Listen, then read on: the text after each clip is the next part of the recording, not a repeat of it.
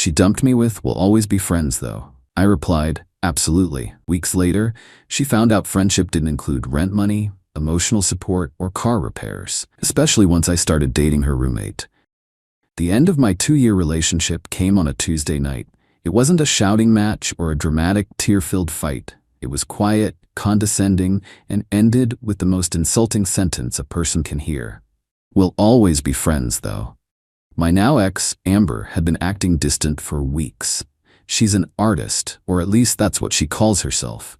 Mostly it means she works part-time at a coffee shop, spends the rest of her time talking about the novel she's going to write someday, and looks down on people like me who actually work for a living. I own a small business restoring classic cars. I work with my hands. To her and her pretentious art school friends, that made me simple.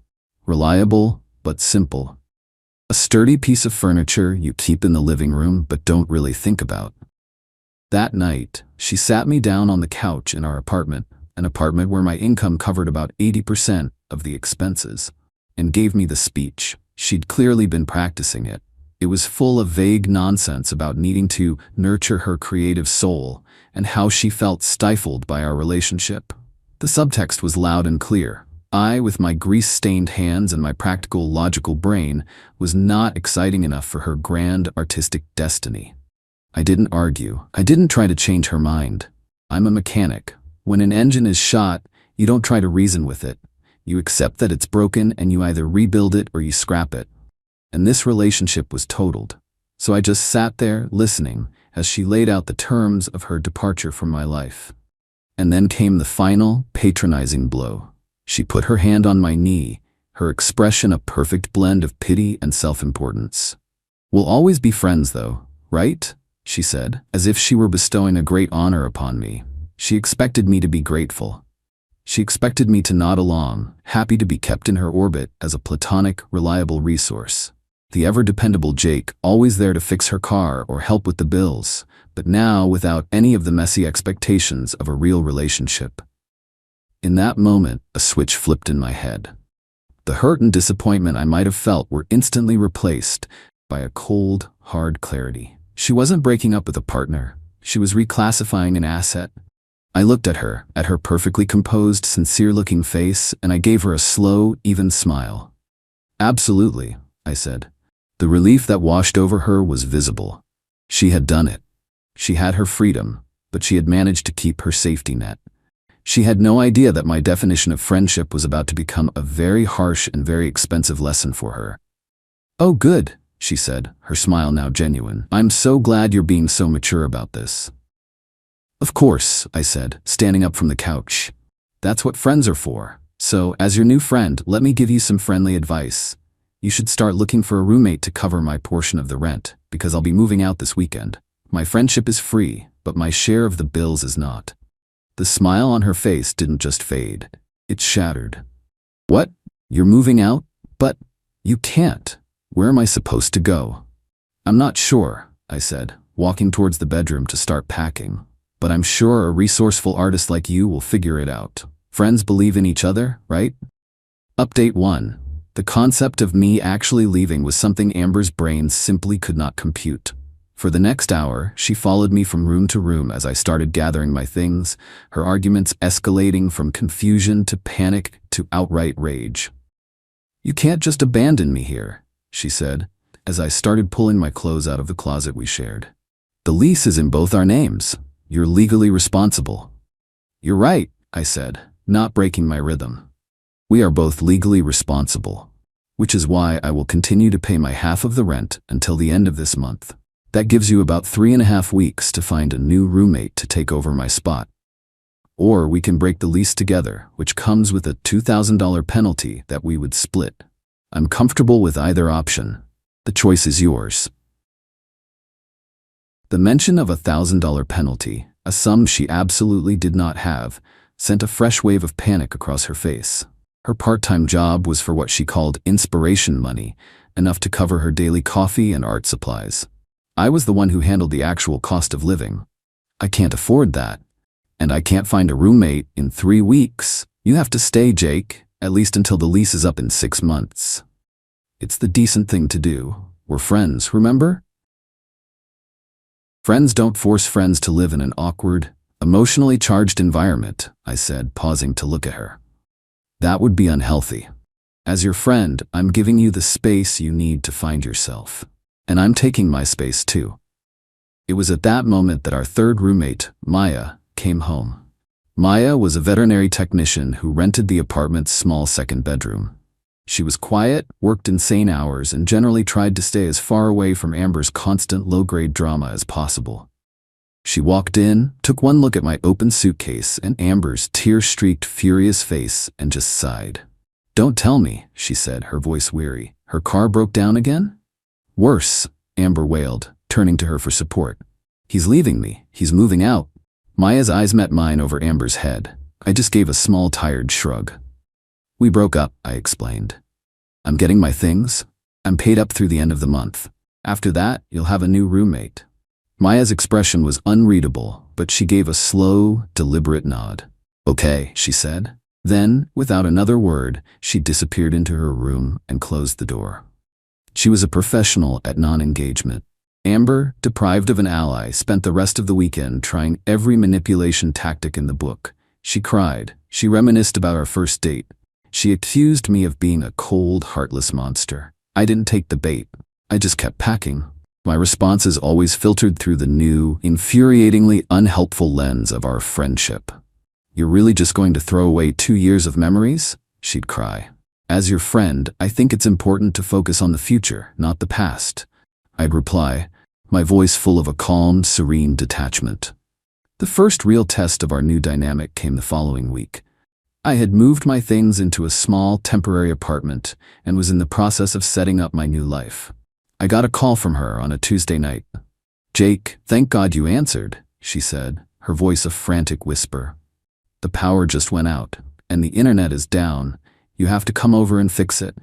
"Did you check the breaker box?" I asked. "The what?" "I don't know anything about that. You always just handled it." "The breaker box is in the utility closet in the hallway," I explained patiently. "It's probably just a tripped switch. You just need to find the one that's out of line and flip it back." "I'm not doing that. It's dark and I'm scared. What if I get electrocuted?" "You need to come over, please, Jake, as my friend." There it was, the friendship card. I took a deep breath. "Amber, as your friend, I'm concerned for your safety. But I'm 2 towns away. It would take me an hour to get there. The fastest solution is for you to call the emergency maintenance number for the apartment building. That's what it's for.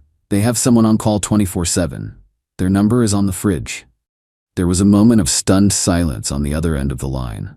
She was so used to me being her personal on-call handyman that the idea of using a normal, conventional solution had never even occurred to her. "But they'll charge for that, won't they?" she asked, her voice small. "They might," I said. "But as your friend, I think your safety and comfort are worth it, don't you? You got this. Let me know how it goes." I hung up before she could argue. The calls and texts continued, of course. A few days later, it was about her car making a weird noise. I advised her to take it to a reputable mechanic.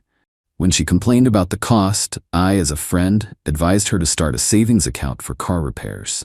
Each problem she encountered, a problem I would have once solved without a second thought, was now met with a wall of calm, friendly, and utterly useless advice. I was her friend. And friends, I was teaching her, don't solve your problems for you. They just pat you on the back and wish you luck. Update 2. The slow-motion implosion of Amber's life continued for the next month, and I had a front-row seat thanks to my new, unlikely friendship with Maya. After I moved out, Maya and I started texting.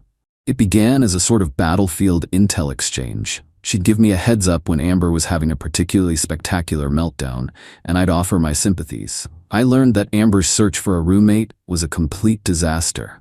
She wasn't looking for someone to split the rent. She was looking for a replacement me. The ad she posted was a laundry list of demands. The new roommate had to be clean, quiet, financially stable, and willing to help out with household tasks. She was essentially trying to hire a new live-in boyfriend who would also pay her bills. Unsurprisingly, she had no takers. One evening, Maya texted me, sounding more stressed than usual. Her dog, a scruffy little terrier mix named Buster, was sick. He was lethargic and wouldn't eat, and she was starting to panic. The emergency vet clinic was on the other side of town, and she was afraid to take him on the bus. "Amber is out with some new guy she met at a poetry reading," she texted. "I don't know who else to call." I didn't even think about it. "I'm on my way," I replied. I drove her and Buster to the clinic. We spent the next 4 hours in the waiting room, talking about everything and nothing. She told me about the crushing pressure of law school, and I told her about the satisfaction of bringing a classic car back to life with my own hands. We learned that we had the same sarcastic sense of humor, the same no-nonsense approach to life. By the time the vet came out and told us Buster was going to be fine, he had just eaten a sock. Something had shifted between us. I started finding more excuses to see her. I offered to help her with her own car, a beat-up old sedan that was in even worse shape than Amber's. I spent a Saturday afternoon under her hood, changing her oil and replacing her spark plugs. I didn't ask for a dime. I did it because I wanted to. Because I liked her. We started dating, quietly at first. It was easy. It was fun. There was no drama, no manipulation, just two people who genuinely enjoyed each other's company. We kept it to ourselves. We knew that if Amber found out, it would trigger a Category 5 hurricane of drama. The inevitable confrontation came about 2 months after my breakup with Amber. She had finally, miraculously, found a new roommate. A young grad student who was clearly just desperate for a place to live. I had to go to the apartment to sign the papers to get my name off the lease. Maya had just finished her last final of the semester, so I told her I'd take her out to celebrate afterward. She decided to just come with me to the apartment so we could leave from there. The scene in the living room was tense. The building manager was there, along with the new roommate, who already looked like he was regretting his decision. Amber was being performatively cheerful, talking loudly about her new chapter and how everything happens for a reason. As I was signing the final document, releasing me from all future responsibility for the apartment, Maya, who was standing beside me, reached out and squeezed my hand. A small gesture of support, but to Amber, it was a declaration of war. Her eyes, which had been darting around the room with a manic, false energy, landed on our intertwined hands. The fake smile on her face froze, then cracked. It was like watching a dam break in slow motion. The color drained from her face, and her eyes filled with a look of such profound, venomous betrayal that it actually took me by surprise. She had lost her boyfriend, her financial provider, her handyman, and her emotional punching bag. And now, she was watching him be replaced, in her own living room, by the quiet, unassuming roommate she had never even bothered to get to know. She didn't scream, she didn't cry, she just stared at our hands, and in that moment, I think she finally understood the full, devastating cost of her friendship. Final update. It's been a little over a year since I walked out of that apartment for the last time. My life, and Amber's, have continued on the different paths she was so eager to explore. After the lease signing incident, Amber's world completely fell apart. Her new roommate, the grad student, lasted exactly 6 weeks. He moved out in the middle of the night, leaving a note that said he would rather live in his car than spend another day in that apartment. Unable to cover the rent on her own, Amber was evicted. The last Maya heard, she had been forced to move back in with her parents in a small town 3 hours away. Her grand, artistic life in the city was over. Her journey of self-discovery had led her right back to her childhood bedroom. Her attempts to launch a smear campaign against me and Maya failed miserably. She had alienated too many people. Everyone knew she had been the one to end our relationship. Her narrative of being the betrayed, heartbroken victim had no audience. As for me, my life has never been better. Maya and I are now living together in a small house I bought on the other side of town, a place with a big yard for Buster and a 2-car garage for my projects. She passed the bar exam and is now working as a junior associate at a downtown law firm. We are a team, a true partnership. We split the bills, we share the chores, and we support each other's ambitions without a hint of resentment or competition. It's the easiest, most natural relationship I've ever been in. My revenge was never a big, dramatic plan. It was just a quiet, consistent refusal to play her game. She wanted to be friends? Fine. I was the best friend she could have. I offered her endless advice and zero actual help. I simply enforced the new boundaries she had created, and I let her experience the full, unfiltered consequences of her own choices. I stepped out of the role of her provider, and her life, which had been built entirely on that foundation, collapsed. Then I built a better life, with a better woman, right under her nose. And that, it turns out, is the most satisfying kind of friendship there is.